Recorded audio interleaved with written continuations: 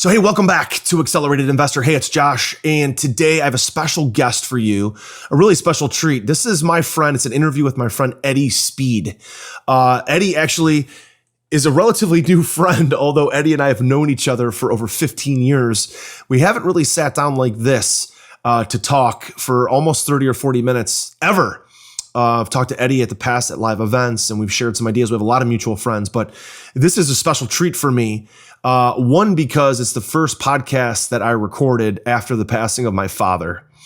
And two, Eddie and I have known each other for years, and I've never had the chance to sit down with Eddie and talk in detail. But Eddie, for almost 40 years, has purchased more than 40,000 notes, both performing and non-performing notes. He owns a company called Note School, where his executive team has bought over $3.5 billion worth of notes. He's one of the industry's top teachers of buying and selling both performing and non-performing notes.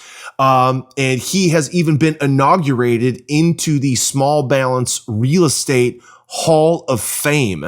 An amazing, amazing guy that you're really going to love to learn about. Listen, notes is the underlying way that real estate is valued.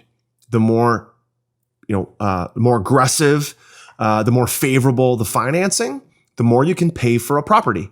The less favorable the financing, the less you can pay for a property. So the financing absolutely dictates the price that you can pay for any kind of real estate, residential, commercial, apartments, mobile home parks. It's a really, really exciting niche that I'm excited to learn more about. So I hope you enjoyed this interview with Eddie Speed. Welcome to the Accelerated Investor Podcast with Josh Cantwell. If you love entrepreneurship and investing in real estate, then you are in the right place. Josh is the CEO of Freeland Ventures Real Estate Private Equity and has personally invested in well over 500 properties all across the country. He's also made hundreds of private lender loans and owns over 1,000 units of apartments.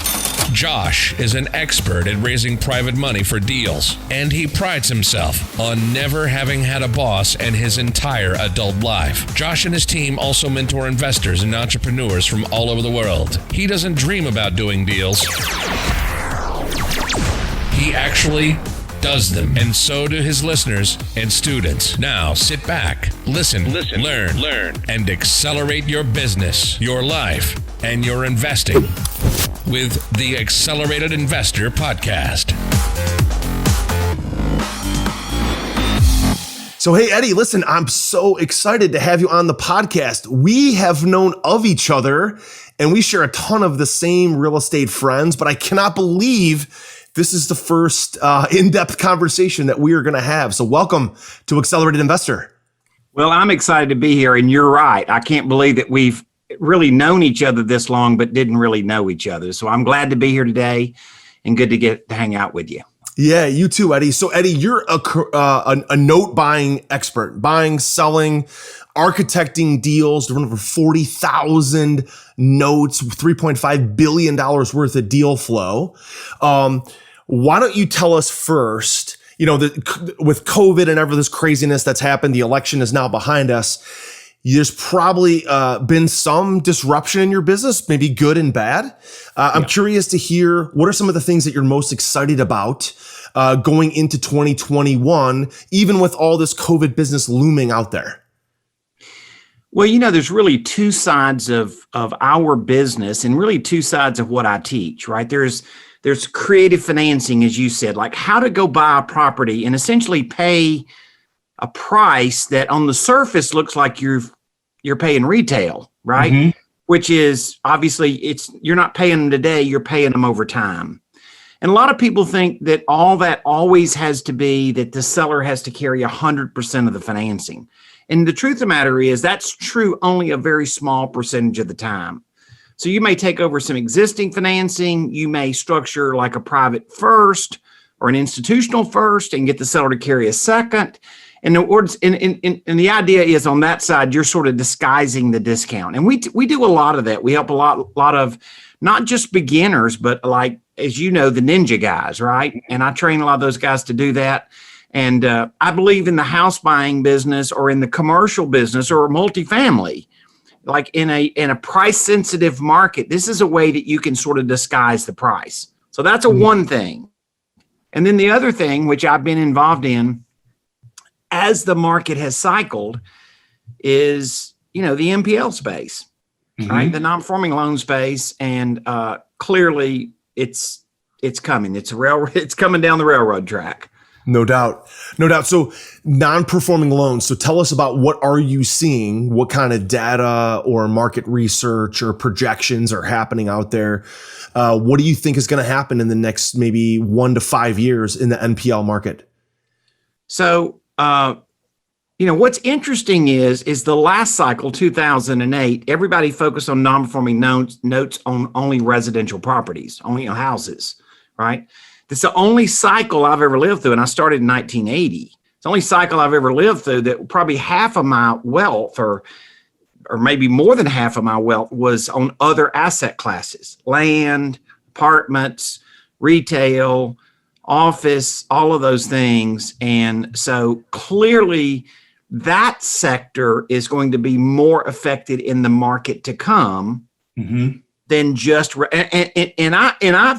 Josh, I talk to guys in the residential space every day that think, oh, well, there's a shortage of houses listed, and this thing is just a speed bump. It's not even going to affect residential. I'm like, hey, there's 10 million people didn't make a mortgage payment or a rent payment in the month of November. Right. I mean, so understand there's a problem, but on the other side, it's the case. And I know you're a multifamily guy, and it's very interesting because when I talk to guys in the CMBS space or other spaces like that, that they are in CMBS is commercial mortgage-backed securities, right? Right. And so here's what I think we're going to see on that side. Forbearance and modifications and any kind of relief is probably in direct correlation to the type of loan that is secured, is on that asset. Right. So if it's a Fannie Mae loan, if it's a CMBS loan, if it's a community bank loan, if it's a insurance company loan, all of those are very different in how they're going to treat it, because there's one magic formula to buying non-performing notes. It's accounting. Okay. Lenders don't sell loans unless they've already taken the hit on the books. Yeah. Right. Unless they've already taken the charge down, they're not going to sell you a $2 million loan for $500,000 and lose and take a hit on their books of $1.5 million immediately. They have a charge down system. And what's happened is the big banks have already put in loan loss reserves 8 times this year. They put in 8 times what they put in the last 5 years. Yes. So that is a wild number. A bomb, right? Right. And so a lot of the how you chase non-performing is going to be in directly relation to what that asset class is. There's not going to be any non-performing loans sold as CMBSs, I don't believe. Okay. There won't be any modifications. With a CMBS loan, you can't refi. Right. So it doesn't make any sense for them to do that. Now, at some point, when that loan, maybe they charge it off and they just sell it, but it's not designed to be modified. Whereas a Fannie loan is very much designed to be modified. Right. Or assumed, or have someone step into it. Those are very flexible that way.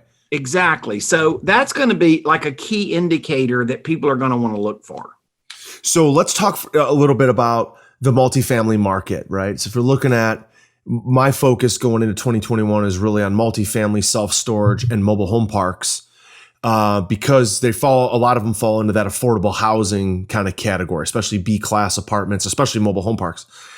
But you're seeing some cracks really in the A-class apartments and some cracks in the C-class and certainly in the low-income areas. But B-class is held up really well. A lot of people are still paying their rent. People are still getting to work. There's been obviously some government assistance. Hopefully that might be some more of that now that the election's over. But if I'm an investor in that market and I want to add non-performing notes to to my acquisition strategy as a way to buy more buildings or as a way to potentially buy a defaulted note and then acquire the building or just acquire the note at a discount. Help me understand, where would I begin? Where would I start? Because I've got a lot of guys on my podcast that are multifamily investors that own 1,000 units, 3,000 units, 500 units. I've got single family guys that own 100 units of single family or duplexes, but not a lot of guys that approach it the way you do, which is to get the note in order to then either get a return on your money or eventually take the asset. So where would we start? Well, the vein is going to be who owns the paper and what their accounting situation is. If they haven't, as I said, if they haven't charged down the loan, I can tell you wasting your time. Right. I went into a number of institutions, associates being one, all in the 1990s. I was at their office every month end for 10 years, right? Okay. In the finance business, it wasn't how many years you'd been in the business, how many month ends you'd lived through. Okay. Right? and I would go in there and say, don't show me any loan that you haven't already charged down at least 40%.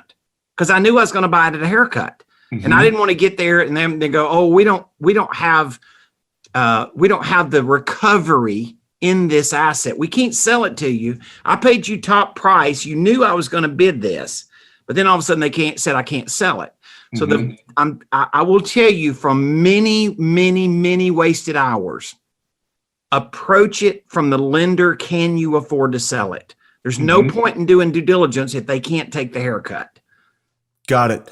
So help me understand maybe a deal you've done or your team has done that would fall into that kind of space, or maybe one of your students has done that is a defaulted multifamily asset, an NPL type of deal, where somebody was able to either structure an amazing note deal or get a note and take the asset.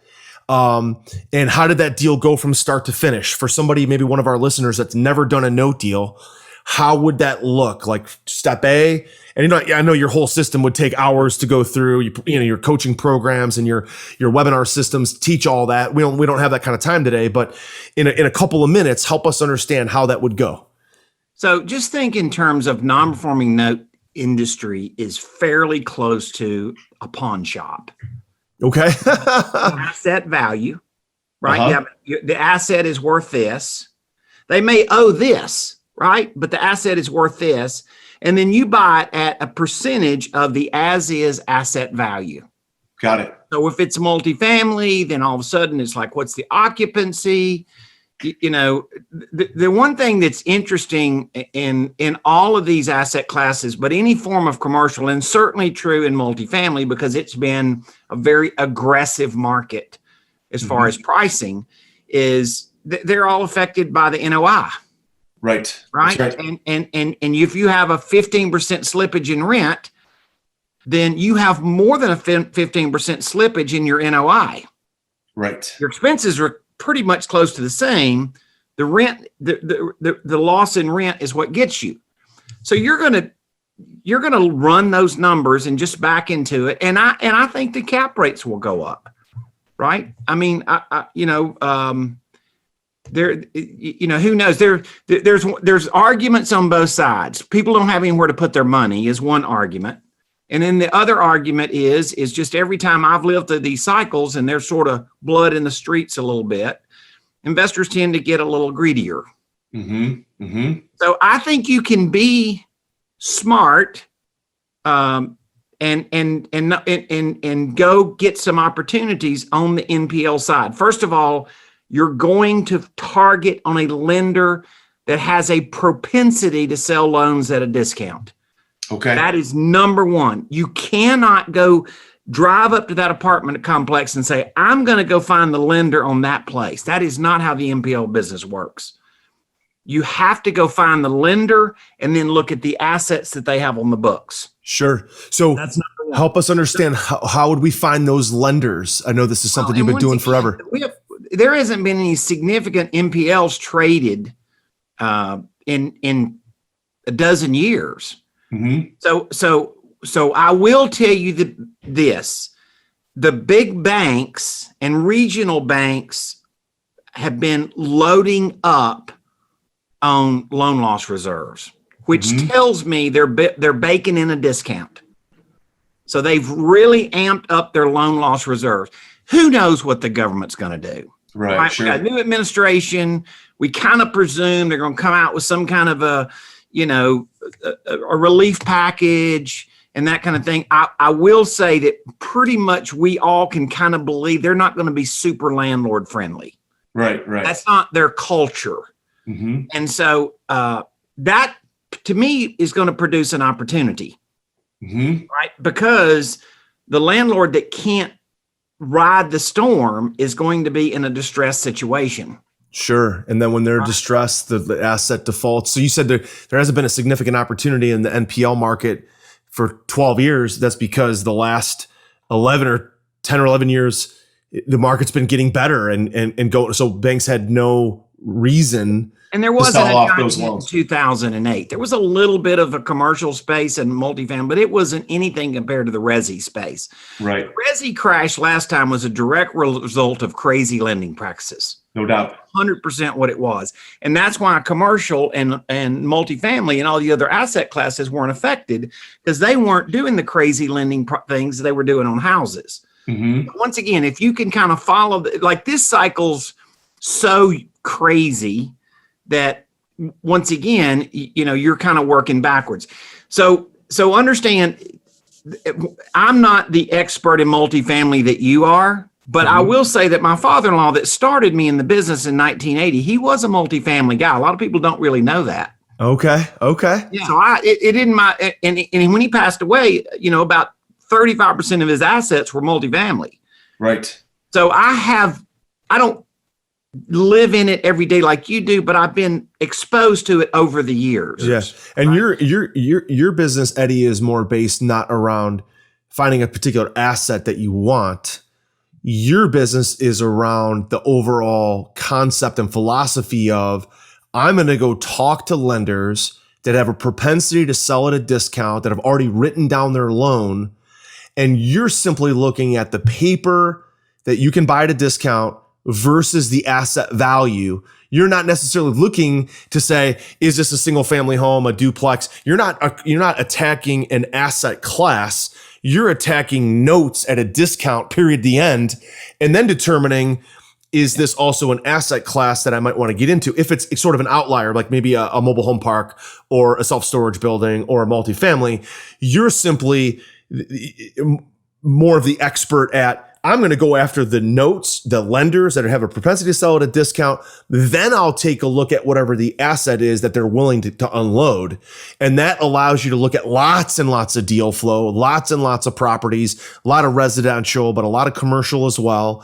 And to say, I'm going to look at all of it and just buy these notes at discounts and then say, do I want to restructure the note? Do I want to rewrite it? Do I want to modify it? Do I want to foreclose on it and take the asset? Right? So that is more of like, instead of being a house investor or a multifamily investor, I'm going to be a note investor regardless of almost the asset class. Is that right? Asset agnostic. Asset agnostic. I like it. Very good.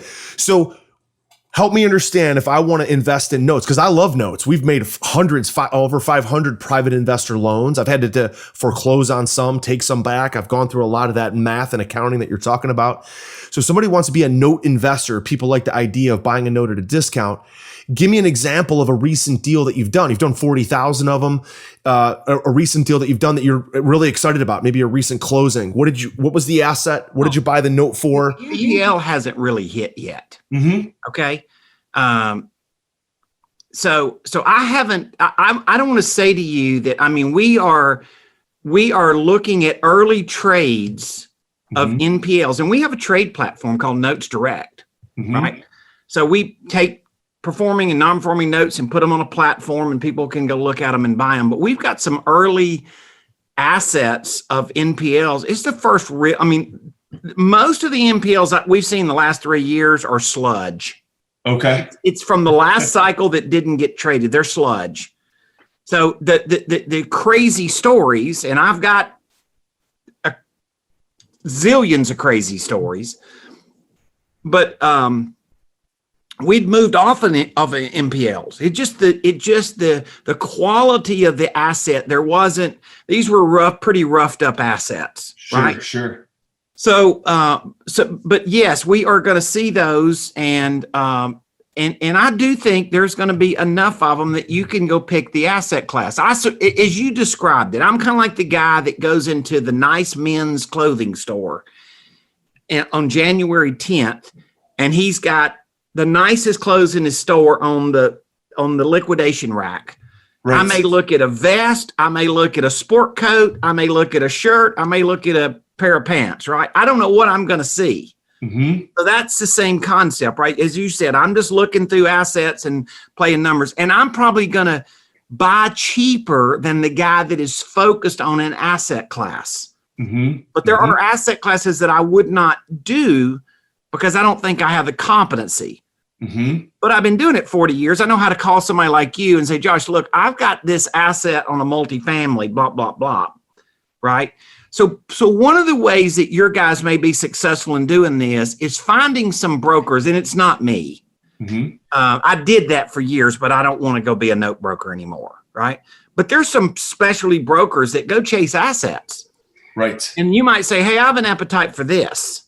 So that could be one way to go do it, or you could go to some of these platforms. Got it. And but once again, the first mistake I see usually people make in buying NPLs is they think they're going to drive up and look at that property and they're going to work backwards and think the lender. Well, I know the guy's in default. I know the guy's in trouble.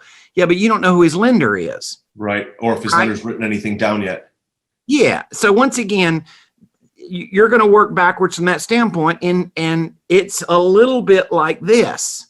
Once you find that lender that sells you that loan, the odds are fairly high he's got another one. Mm-hmm. So all of a sudden, now you found the honey hole, which is you found the lender that you can solve a problem for them. Got it. So the vetting process is that you know you're going to buy it at a deep discount at a percentage of asset value. So if it's worth, just an easy number, if it's worth $1 million and you think 500,000 is a good number, then you're going to bid 500,000. Now you're going to bake into that number some ready expenses. The odds are fairly high it's going to have back taxes, right? The odds are fairly high that you're going to have some legal in front of you. You're going to have some other things like that. And so you want to make sure that you, in the total acquisition price that you're going to buy it at, that you back out the taxes and legal and some other expenses that you're fixing to write a check for in the next 90 or 120 days. Right. Now you got your budget working, right? Like how you guys back into apartments and run a quick number and figure out whether it's even worth going out and looking at it. So this is how an NPL guy does it. Got it. Now you also focus on performing loans. You guys are, again, teaching your students and members how to acquire assets and craft and create seller financing opportunities and owner financing opportunities on performing deals so that, like you said at the beginning of this interview, you can almost pay full price and disguise the discount. So let's move to that market, which is basically available at any time. You're not waiting for the next cycle. You could do those deals all day, every day. And I'm interested to hear more about the opportunity where somebody can, on paper, appear like the purchase price is a full price offer, but through the financing creates discounts. Help me understand that. So here's a quick story, and I'll have to kind of jump over some of the details, but this was a guy that came to us, and he was doing two storage facilities, right, in Kansas. So, he's doing these storage facilities, and the guy initially gave him numbers, and very typical. He got into due diligence, and the numbers were not as the guy represented. There was some, I don't know that the guy was lying, but, it's just not the same. And he already had his first mortgage money in place. So he went to the guy and says, look, I need you to reduce the price by it's $5 million deal. Said, I need you to reduce the price and knock down 10% off of it.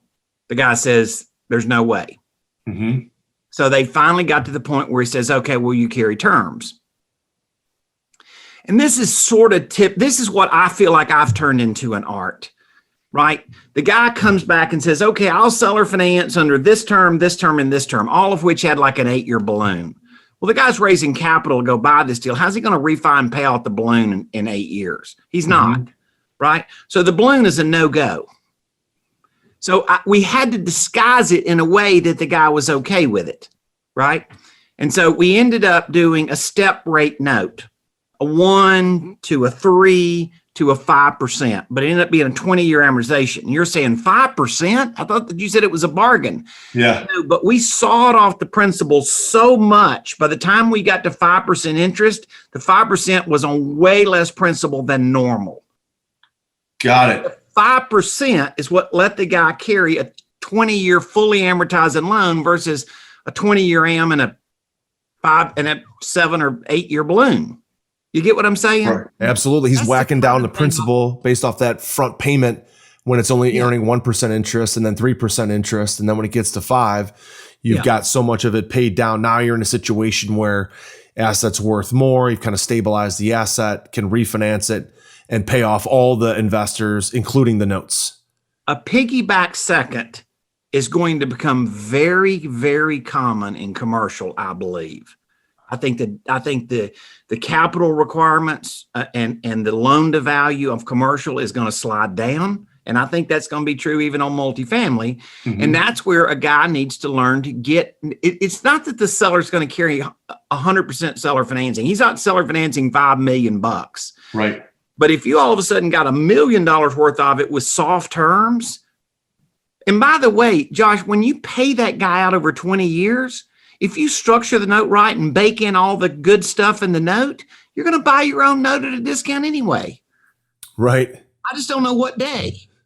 Right. Fantastic stuff. So, Eddie, you've been doing this now for over 40 years. What originally got you more interested in notes than actually owning the real estate, than owning the houses? Because so many people are like, I'm going to be a real estate investor. I'm going to buy houses or I'm going to buy commercial buildings. And you for 40 years have said, no, I'm going to own the debt first. I'm going to structure the debt. I'm going to understand, be an expert at the debt. And then if you own properties because you default or take them over, whatever, that's part of the secondary strategy. But owning and structuring the financing has been your wheelhouse. You're one of the industry's best experts at it. Why the financing and notes versus the actual real estate? Dumb luck. Okay. My father. But you wouldn't stick with it if it was just dumb luck for 40 years. So you got into it for dumb luck. But why did you stick with it? I was 20 years old. I didn't know what I wanted. I didn't know if I was the old saying. I didn't know if I wanted ice cream or buttermilk, right? Yeah. So, but my father-in-law got me started in the business, and he was an old, he did parks, he did multifamily. He's a fireman, right? And so he did all these things on the side.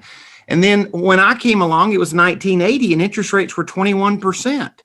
And so all of a sudden he looked over there and said, well, the biggest opportunity is people are forced to carry seller finance notes, and they didn't want to carry payments. They wanted to get cash. They just couldn't get cash because the guy couldn't go afford, traditional financing. Right. So I fell into the business just because they found this kind of bonanza market that seller financing was so prevalent. But once again, they always looked at other asset classes. Here's what I think what makes me different in seller financing is this. The art of seller financing I teach is how to structure the underlying financing in such a way that you can rent it or wrap it and make a killing. Got it. Right? It's not to go deal with a substandard piece of property or a substandard borrower and say, that's the reason I need creative financing. Or it's the capital stack.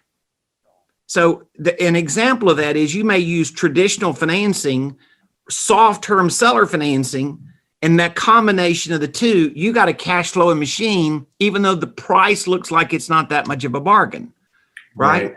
Or once again, you may go structure some private financing, seller financing hybrid, and then resell it on a wrap note and let the guy pay you 20% down. I mean, so there's all kind of good math that can happen in distressed markets. Got it. Love it, Eddie. what I found is this. When people are sort of paying too much, they're not in a mindset that creative financing really is a thing, right? But when there's a crease in the market, when there's things that are happening that are affecting the market, sellers will agree to some of the craziest financing terms you've ever seen if you just offer it to them. Right.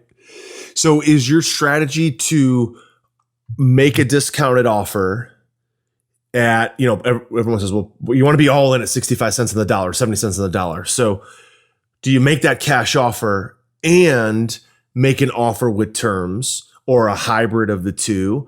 And then also make a third offer that's almost paying full price, paying their price with that really creative financing in the background. So you're disguising the discount. I would call that the old Jack Miller model. Sure. Right? Yep. I know Jack. Right.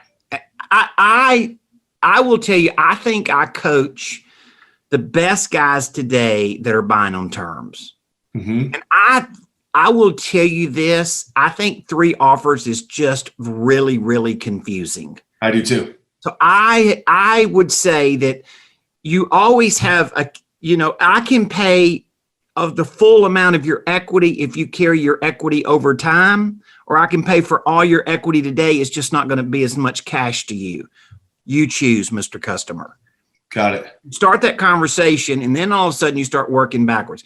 Let me just give you 2 or 3 important things that I've learned.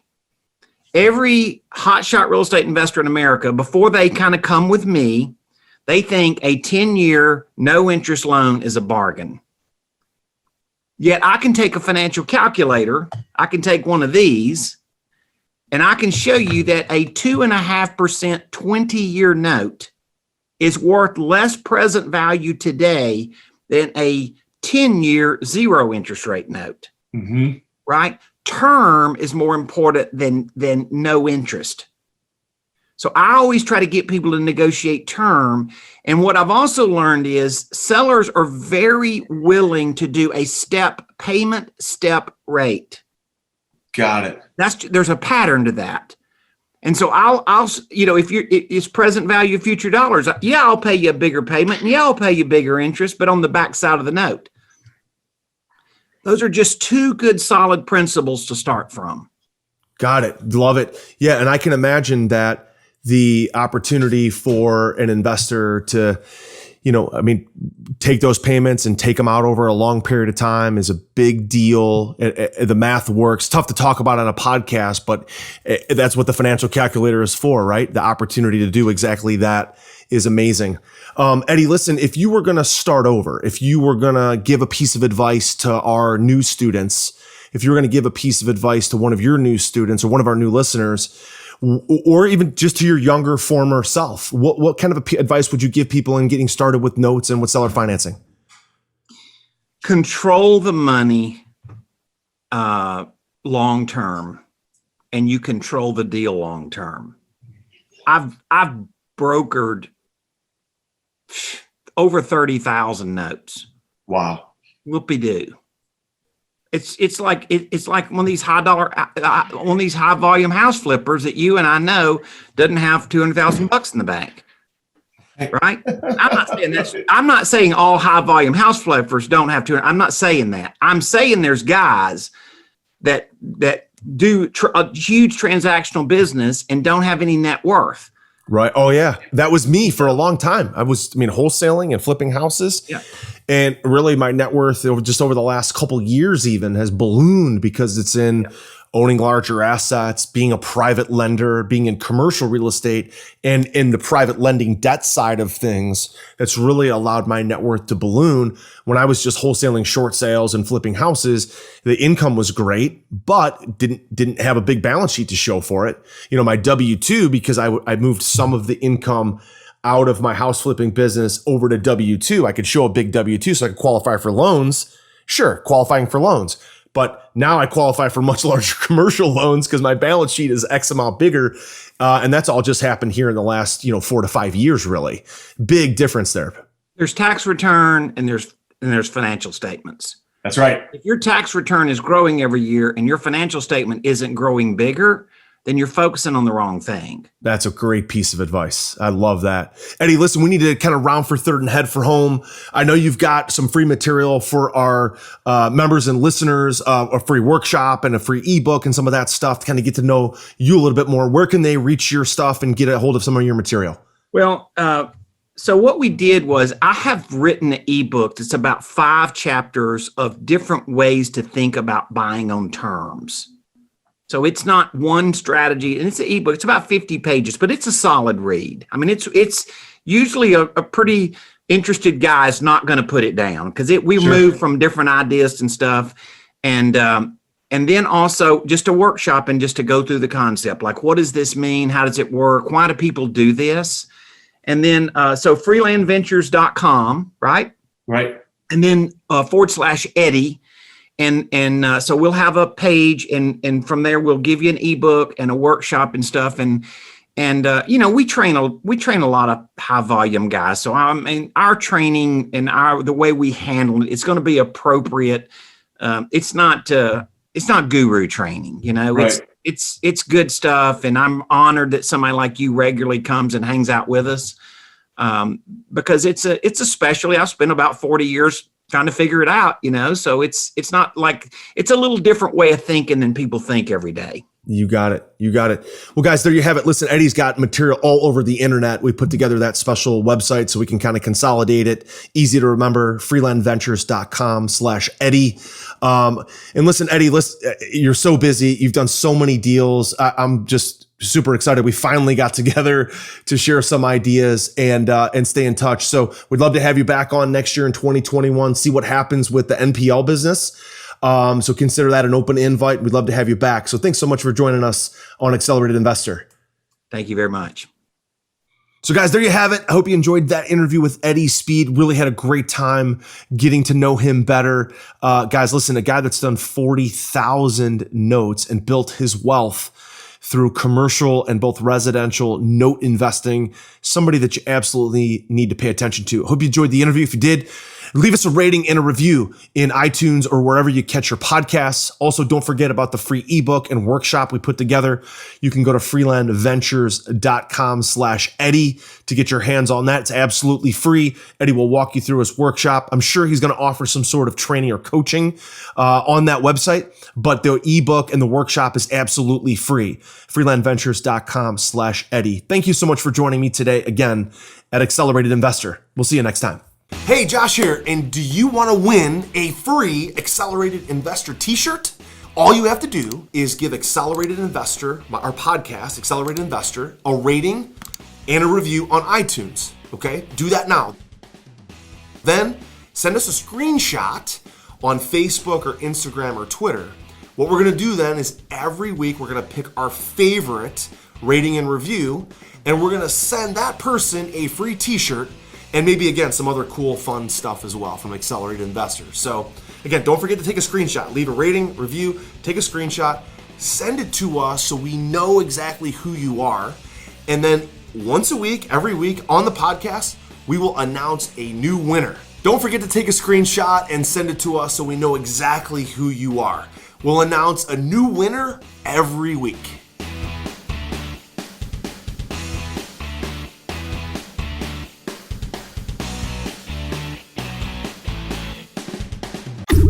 You've been listening to Josh Cantwell and the Accelerated Investor Podcast. Leave a comment on our iTunes channel and let us know what you want to learn next or who you'd like Josh to interview. While you're there, give us a 5-star rating and make sure to subscribe so you can be the first to hear new episodes. Follow Josh Cantwell and his companies, Strategic Real Estate Coach and Freeland Ventures, on all social media platforms now, and stay up to date on new training and investment opportunities. To start your journey toward the lifestyle you've always dreamed of, apply for coaching at joshcantwellcoaching.com.